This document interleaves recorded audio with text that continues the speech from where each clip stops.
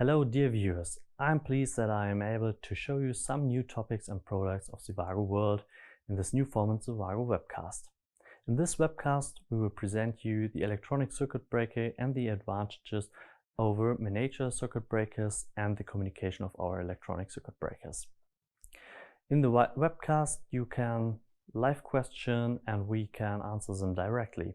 If you are not able to take place in the live chat, so please feel free to ask our support. You will find the addresses in on our website.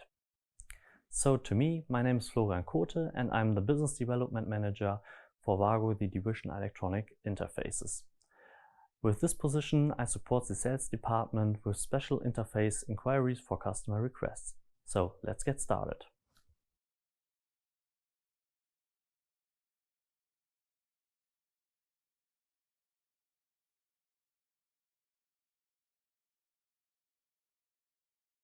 Also, in actual production machines, they use this in the 24 voltage system miniature circuit breaker for the overcurrent protection. But with the characteristic, the magnetical characteristic and the thermal tripping characteristic, the miniature circuit breaker has a problem that we need a high overcurrent. So this means that in case of a shortcut, we need a high overcurrent. This is by a shortcut directly in the near of the miniature circuit breaker, no problem. But in case of we have a great distance between the circuit breaker and the shortcut, there is a high resistor in the wire, in the connections and in the circuit breaker. So then we have the problem that the overcurrent might not be so high that the miniature circuit breaker triggers. So for that, we have an electronic circuit breaker which can trigger by a specific characteristic on the overcurrent. So maybe you have just an overcurrent from the second nominal current. The electronic circuit breaker will trigger as fast as possible. If we have such a case with a long distance between shortcut and the miniature circuit breaker, the electronic circuit breaker is a better solution. So with the electronic circuit breaker, we have a specific characteristic which says that if you have maybe the second nominal current, that after a specific time the circuit breaker triggers. And this time is even shorter than the miniature circuit breaker would trigger.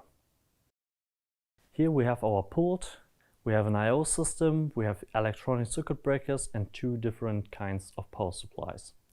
On this little pult we have our shortcuts. We have a direct shortcut, we have a shortcut after around 20 meters, and we have a resistor.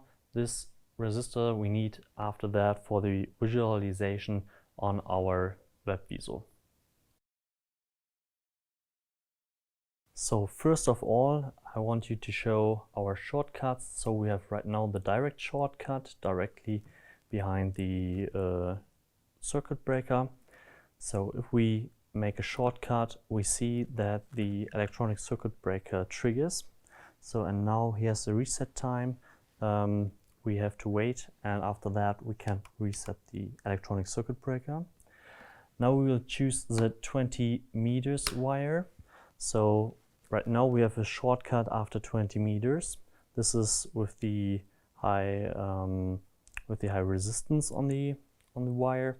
If we now produce a shortcut, we have more than double of the nominal current our miniature circuit breaker can.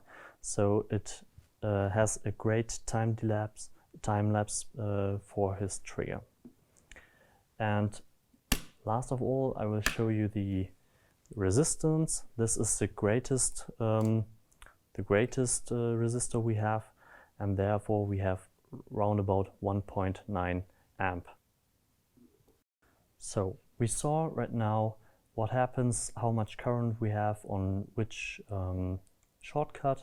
So we want to start right now with the miniature circuit breaker and start with the shortcut. So we choose the direct shortcut, choose the miniature circuit breaker, and if I trigger the shortcut, the miniature circuit breaker triggers directly. So if we now choose the 20-meter wires and we reset our miniature circuit breaker and we make a shortcut, it takes a long time for the triggering because we have a miniature circuit breaker with 2 amp and we have right now around about 4.6 to 4.7 amp overcurrent, and with the characteristic of these miniature circuit breaker we need round about the 3 to 6 times overcurrent. This means 6 to 12 amp and we just have 4.6 amp, so it takes a long time for the triggering. So let's have a look what happens in the next minute.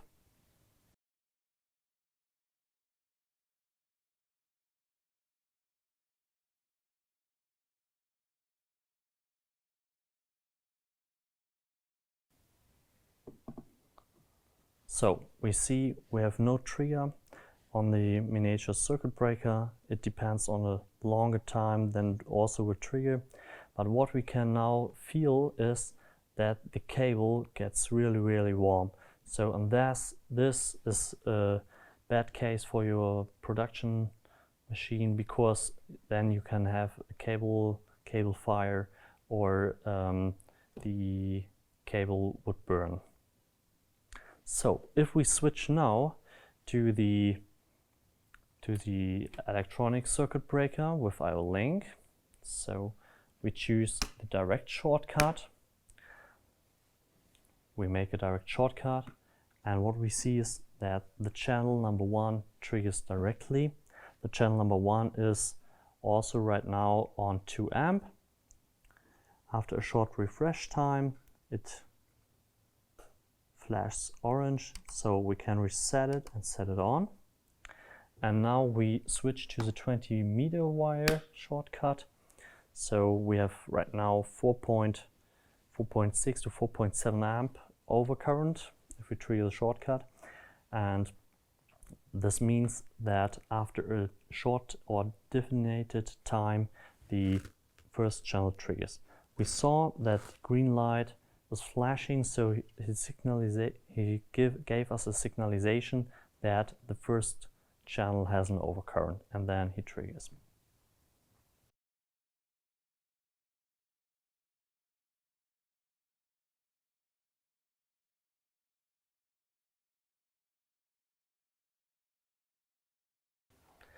With our WAGO electronic circuit breaker portfolio, you have many options of communication.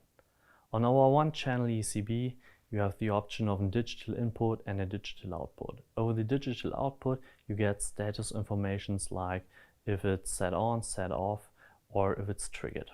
On the digital input, you can reset the ECB, you can set it on, and you can set it off. With our multi-channel ECBs, you have 2 options of communication. The first option is the Manchester code. This is an input sequence which was sent to our I/O system, and on the I/O system send it to our ECB. So you can do a configuration on the electronic circuit breaker, and you can get out every value you want, maybe the actual current. But this is a mostly slowly system. If you want a real time or is a fast system, then we have the IO link option. With the IO link, you have the options like configuration on the ECB, and you can get out every value. You also can set every channel, the actual current, the tripping current, and you can set it on and off.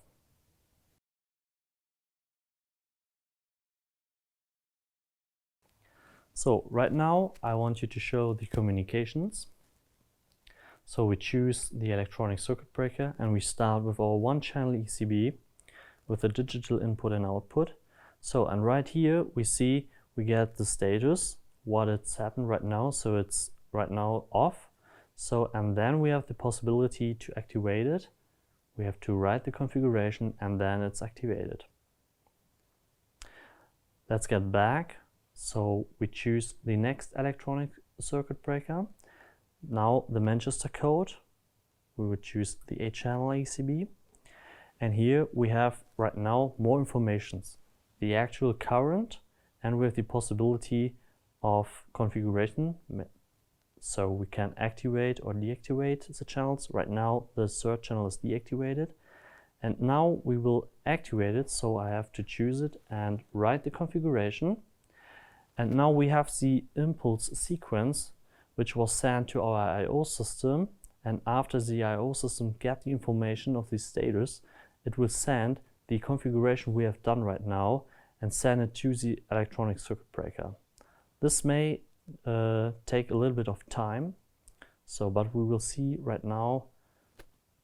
So right now you see the electronic circuit breaker channel 3 is activated. This is a little time delay we have, but we can use this. Maybe you don't need real-time traffic, you just want to have the status of every channel, and you want to have an information about your current, which is currently on every channel, but not every second, maybe just all 20 seconds. The Manchester code is for you. You also need just a digital input and digital output card for your I/O system.